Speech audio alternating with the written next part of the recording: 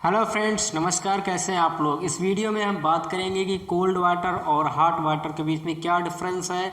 मतलब आप गर्म पानी से स्नान करते हैं तो उससे आपके शरीर को क्या फ़ायदा होगा, और अब ठंडे पानी से स्नान करते हैं तो उससे आपके शरीर पर क्या इम्पैक्ट पड़ता है या क्या असर पड़ता है। तो चलिए, चूँकि ठंडी का महीना आ गया तो मैंने सोचा कि इसी टॉपिक पर वीडियो बना दिया जाए ताकि उसका फ़ायदा सभी लोग उठा सकें। तो चलिए देखते हैं कोल्ड वाटर, मतलब अगर आप ठंडे पानी में स्नान करते हैं तो आपको क्या फ़ायदा होगा, और जब आप गर्म पानी में स्नान करते हैं तो उससे आपको क्या फ़ायदा होगा। कोल्ड माने ठंडा होता है, वाटर मीन्स पानी, और हॉट मीन्स गर्म होता है, वाटर पानी। इंग्लिश में लिखने का मेरा ये पर्पज़ होता है कि जो मेरे व्यूवर्स हैं वो उनको भी इंग्लिश आने लगेगी, इसलिए मैं इंग्लिश में लिखता हूँ ताकि उसका भी आपको बेनिफिट मिलता रहे, इंग्लिश सीखने का भी फ़ायदा आपको मिलता रहे। ठीक है। तो जब आप कोल्ड वाटर से नहाते हैं तो इससे होता क्या है कि प्रिवेंट कोल्ड।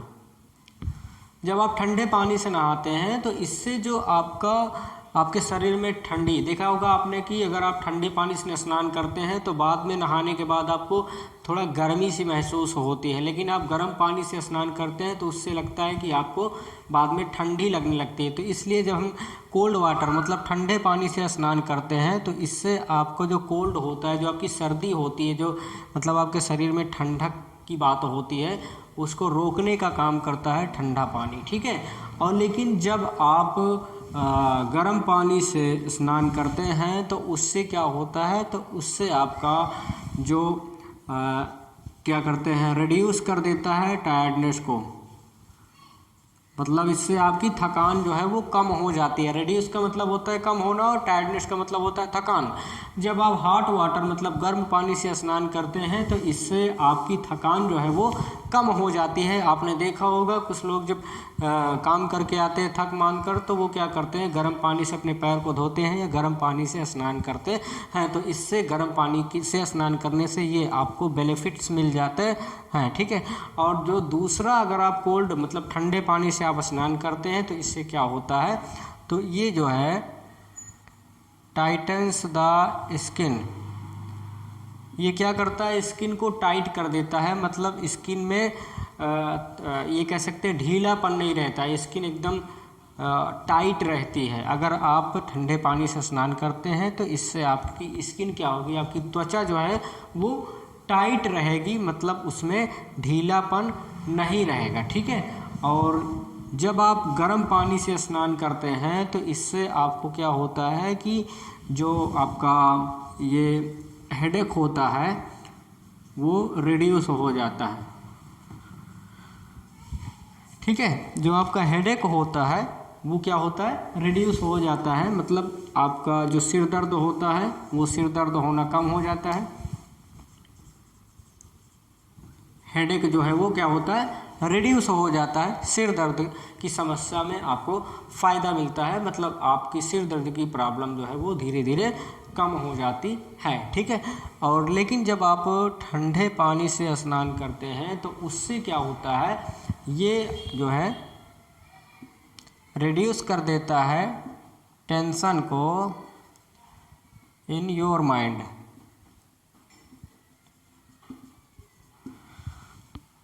तो आप ठंडे पानी से जब स्नान करते हैं तो उससे आपका जो टेंशन होता है वो कम हो जाता है। आपके जो माइंड में तनाव होता है, जो माइंड में टेंशन होता है, टेंशन दूर करना है तो आप ठंडे पानी से स्नान करें। बिल्कुल सिंपल सी बात है।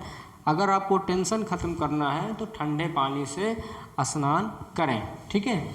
और अगर आप गर्म पानी से स्नान करते हैं तो ये करता क्या है, ये आपके मसल्स को रिलैक्स कर देता है, मांसपेशियों को आराम देने का काम करता है। मांसपेशियों में जो थकावट होती है, जो सेल्स होते हैं या टिश्यूज़ जो होते हैं, ऊतक होते हैं, उनको बड़ा रिलैक्स मिलता है जब आप गर्म पानी से नहाते हैं।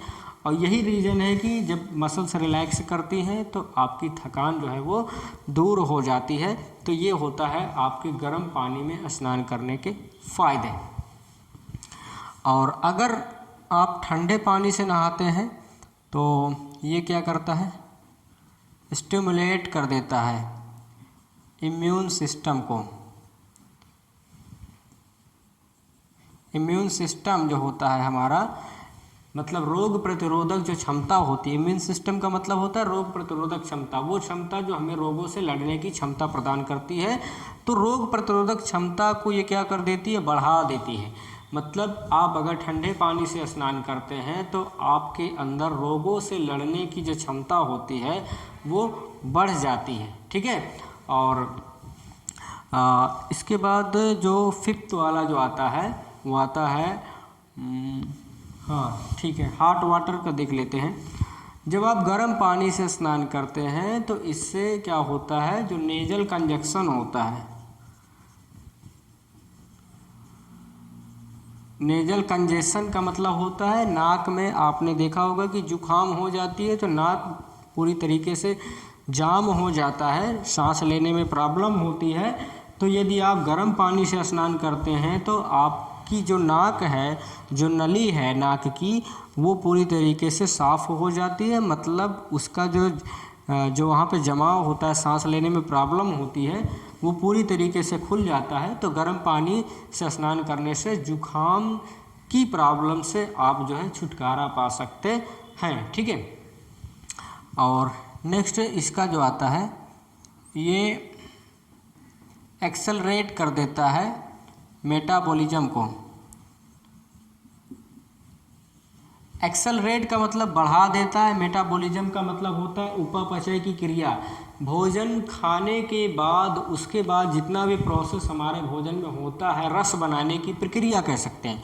भोजन से रस बनाने की प्रक्रिया को आप मेटाबॉलिज्म कह सकते हैं। तो मेटाबॉलिज्म की क्रिया को जो है बढ़ाने, एक्सेलरेट करने का काम जो है वो ठंडे पानी से स्नान करने से होता है, ठीक है। और अगर आप गर्म पानी से स्नान करते हैं तो ये क्या करता है, आपके जो पोर्स होते हैं, जो पोर्स मतलब हमारे त्वचा में छिद्र होते हैं, छोटे छोटे छिद्र होते हैं जिसको पोर कहते हैं, वो पोर क्या हो जाते हैं, वो खुल जाते हैं और इनको क्या कर देता है, क्लीन कर देता है, ठीक है। तो अगर आप गर्म पानी से स्नान करते हैं तो आपके जो छिद्र हैं, जो त्वचा के छोटे छोटे छेद होते हैं, वो खुल जाते हैं। और जब वो खुल जाते हैं तो उनमें जो गंदगी होती है वो साफ़ हो जाती है और आपका जो ऑक्सीजन का अंदर प्रवेश करने की जो क्षमता होती है वो बढ़ जाती है।